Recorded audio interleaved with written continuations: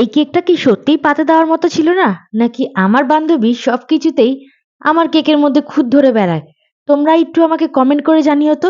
এই কেকের ছবি যখনই আমি আমার সোশ্যাল মিডিয়ার মধ্যে পোস্ট করেছি, তোমরা কিন্তু অনেকেই জানতে চেয়েছো কেকটার দাম কত ছিল।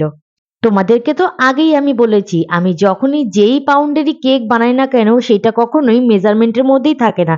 তো আজকে তার প্রমাণটা আবারও দিয়ে দিচ্ছি। প্রথমে আমি ওয়েট মেশিনটাকে অন করে নিলাম। আর আমি দেখো কেক বোর্ডটা এখানে ভালো করে আগে মেপে নিচ্ছি যে কতটা কেক বোর্ডের ওয়েট রয়েছে। তো এইটাকে আগে মাইনাস করে নিচ্ছি, মাইনাস করে এটাকে সরিয়ে দিচ্ছি। এটা কিন্তু হাফ পাউন্ডের কেক হিসাবেই কিন্তু কাস্টমার আমাকে অর্ডারটা করেছিল। তো আমি মাইনাস করার পরে কেকটাকে আবার এর উপরে বসিয়ে দিলাম। তো তোমরা দেখতেই পেলে এইটা কিন্তু ১ পাউন্ডের থেকে একটু কম রয়েছে। মোটামুটি ১ পাউন্ডটা আমরা ৫০০ গ্রামের মধ্যেই ধরে থাকি। ৪৫০ থেকে ৫০০ গ্রামের মধ্যে। এই কেকটার দাম আমি নিয়েছি 300। টেস্ট ওয়াইজ কেকটা তো তার কাছে খুবই ভালো লেগেছিল। আমার হাতের কাজ আর আমার ভিডিওগুলো তোমাদের ভালো লাগলে অবশ্যই আমার পেজটাকে ফলো করে আমার সঙ্গে থেকো।